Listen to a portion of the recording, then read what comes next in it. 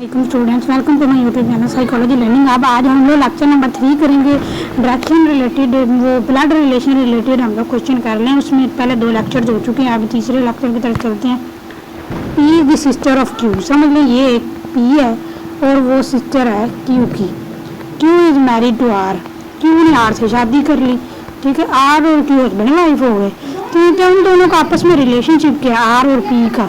तो आर जो है वो बहनोई लगा और ये उसकी पी जो है उसकी वो साली लगी, तो ये सिस्टर इन लॉ का रिलेशनशिप है, ठीक है। अब अगला क्वेश्चन की तरफ चलते हैं। D is the son of E. D जो है सन है ई का, ठीक है। अब मैं आप लोगों को नहीं यहाँ पर लिख कर समझाती हूँ, वैसे मुझे खुद को नहीं समझ आ रही। डी जो है सन है ई का, ठीक है। ई यहाँ पर और ये डी इसका सन है, ठीक है। E is the wife of F. E और वाइफ हस्बैंड वाइफ है, ई और एफ, ठीक है। ये वाइफ है और ये हस्बैंड है। F is related to D, तो ई वाइफ है, ई वाइफ है और एफ हस्बैंड है। तो एफ और डी के दरमियान रिलेशनशिप क्या हुआ, तो वो भी सन नहीं हुआ ना एफ का, क्योंकि वो उसका फादर है। तो फादर और सन का रिलेशनशिप है, फादर और सन, इसका आंसर फादर है, ठीक है। अब अगला क्वेश्चन पर चलते हैं। आप A man has 2 children। एक आदमी के 2 बेटे थे, ठीक है। अब थोड़ा मैं ऊपर कर देती हूँ, ठीक है, नजर सही से आ जाएगा, ठीक है। एक आदमी है, ठीक है, उसके 2 बेटे हैं, जो कि बी और सी हैं, ठीक है। एक आदमी के 2 बेटे हैं, ए, ठीक है, एक आदमी है, ए के 2 बच्चे हैं, बी और C. D is the grandmother of B. ये उन दोनों की दादी है, ठीक है। समझ लें कि यहाँ पर दोबारा से समझाती हूँ। बी जो है वो ग्रैंड मदर है, ए उसका सन है, ठीक है। अब उसके सन के 2 आगे बेटे हैं, जिनमें बी और सी है, ठीक है। बी और सन दोनों, सी जो आपस में बहन भाई है और ये ए उनका फादर है, बी जो उनकी ग्रैंड मदर है। How is D related to B. D का बी के साथ रिलेशनशिप क्या होगा। How D is the grandmother of B. अगर डी ग्रैंड मदर है बी की, तो डी सी की क्या होगी, उसकी भी वो ग्रैंड मदर ही लगेगी ना, क्योंकि वो दोनों आपस में बहन भाई हैं और एक ही पर्सन के बच्चे हैं। तो इसका आंसर ग्रैंड मदर यानी दादी जान है। अब अगला क्वेश्चन पर चलते हैं। M is married to N. M कोई है जिसने शादी कर ली है एन से। एम ने मैरिड कर ली एन से। O is the brother of M. O भाई है एम का, ठीक है। तो ओ भाई जो एम का, तो एम के साथ रिलेशनशिप क्या होगा, एम हस्बैंड समझ लें और एन जो वाइफ, ठीक है। एन और ओ का रिलेशनशिप क्या बनेगा, तो वो उसका ब्रदर इन लॉ यानी देवर या जेठ बनेगा, ठीक है। अब अगले क्वेश्चन की तरफ चलते हैं। X is the father of Y. X is the father of Y.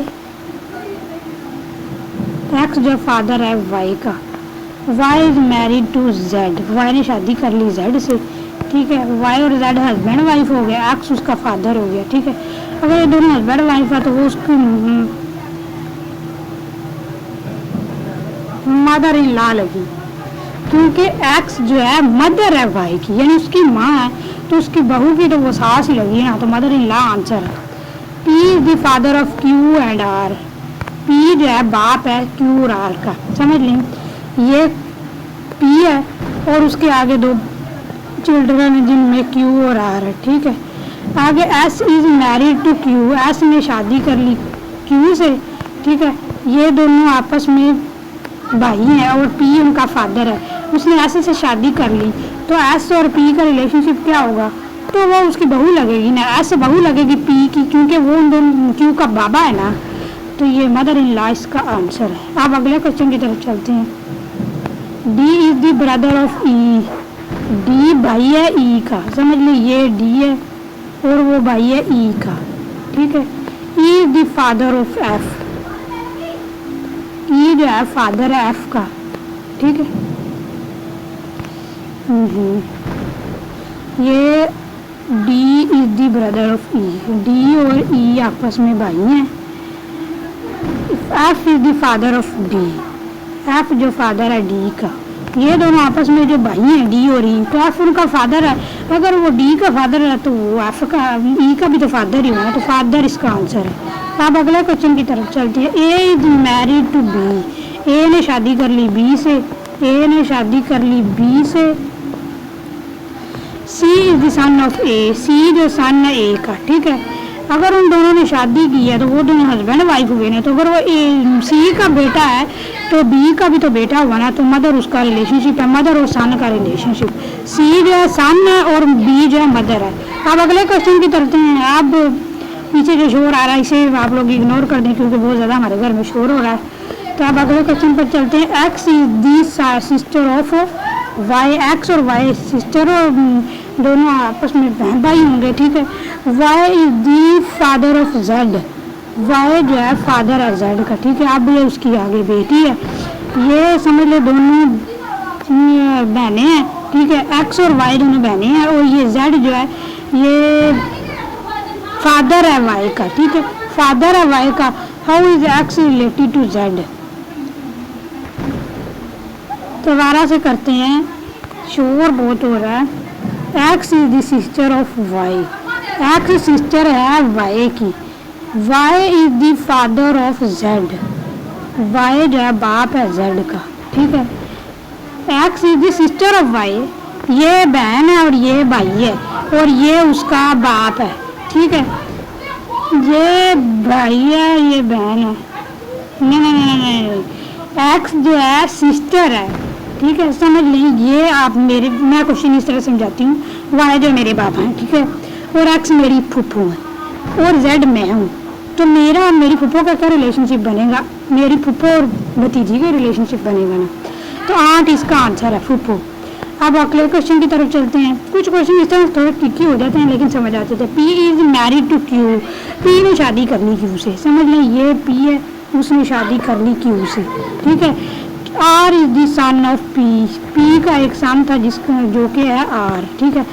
तो आर इन दोनों का अगर पी का सन है तो समझ लो वो क्यू का भी सन ही हुआ, तो क्यू जो है पी हस्बैंड और उन्होंने शादी की क्यू से, तो वो उसकी वाइफ हुई, तो उसका मदर और सन का रिलेशनशिप हुआ। आप अगला क्वेश्चन की तरफ चलते हैं। D is the father of E, ये समझ लें डी है और फादर है वो ई का, ठीक है। E is the sister of F, ये दोनों बहन भाई हैं या भाई भाई हैं, ठीक है। तो अगर डी फादर है ई का तो एफ का भी फादर ही होगा ना, तो इसका पहला ऑप्शन आंसर है, ठीक है। अब अगला क्वेश्चन की तरफ चलते हैं। A is married to B, ए ने शादी कर ली बी से, ठीक है।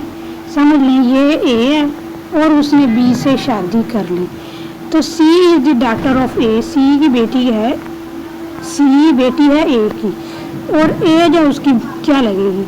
तो ए और बी और सी का रिलेशनशिप क्या होगा? ए समझ लीजिए यहाँ पर उन्होंने एक औरत को बनाया, औरत ने शादी की है बी एक मर्द से, यानी दोनों हस्बैंड वाइफ हुए, तो बी और सी का रिलेशनशिप क्या है? बी जो है वो सी का क्या लगेगा? तो वो फादर ही लगेगा ना, फादर वाला रिलेशन आंसर है इसका, ठीक है।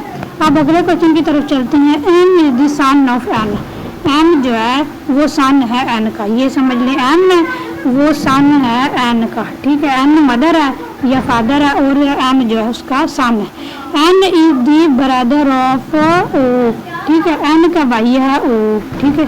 एन और ओ भाई हैं और एम है जो उसका बेटा। How is M related to? तो इसका एम जो है दोबारा से समझाती हूँ, वो थोड़ा कोने में हो गया था। एन और ओ आपस में भाई हैं, ठीक है।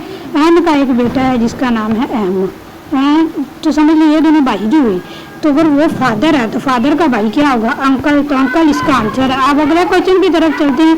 X is married to Y, X ने शादी कर ली वाई से, समझ लें ये एक्स है और उसने शादी कर ली वाई से।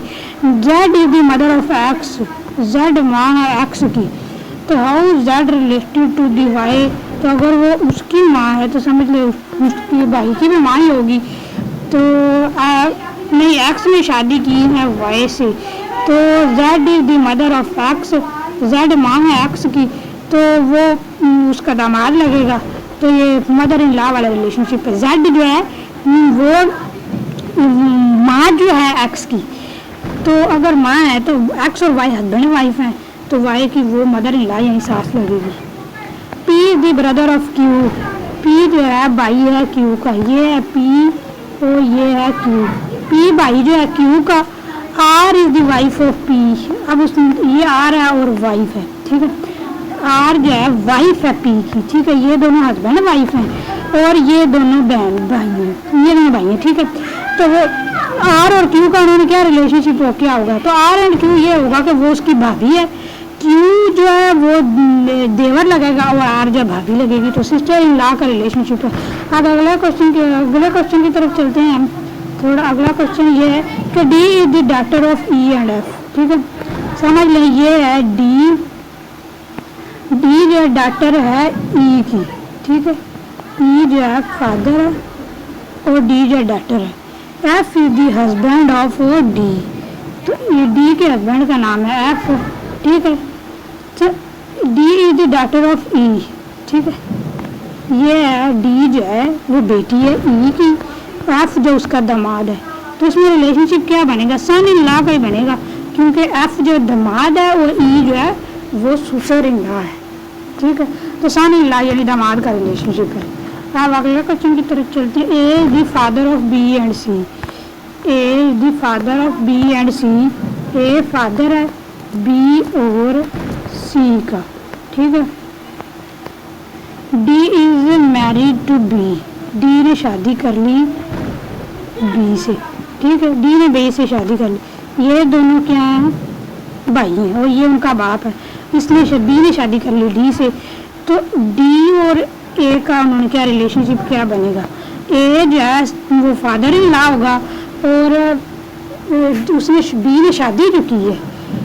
बी और सी दोनों बहन भाई हैं आपस में, ठीक है।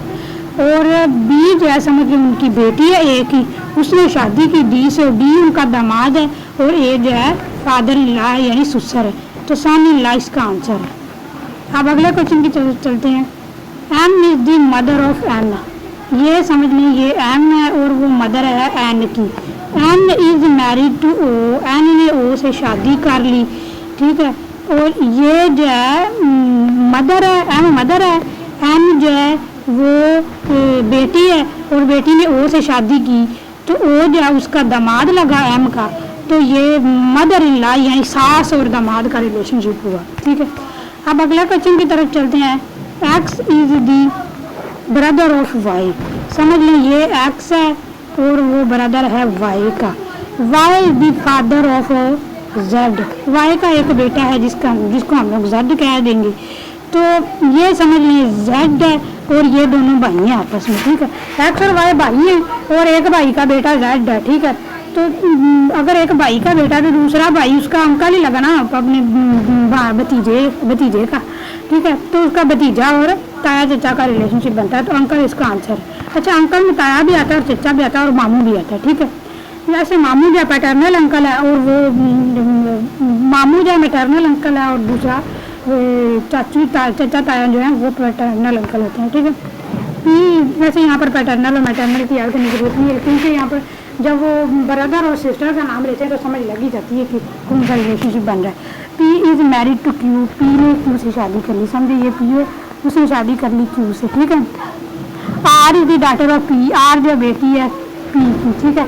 अगर उन दोनों ने शादी की है तो ये देखें ना, समझ लें पी जो हस्बैंड है, क्यू वाइफ है और आर जो है वाइफ हस्बैंड की बेटी है। हस्बैंड की बेटी है तो वो वाइफ की भी बेटी हुई, तो इसका मदर और डॉटर का रिलेशनशिप है। ये थी हमारा लेक्चर नंबर 3। मिलते हैं नेक्स्ट वीडियो में। Till then take care and अल्लाह हाफिज़।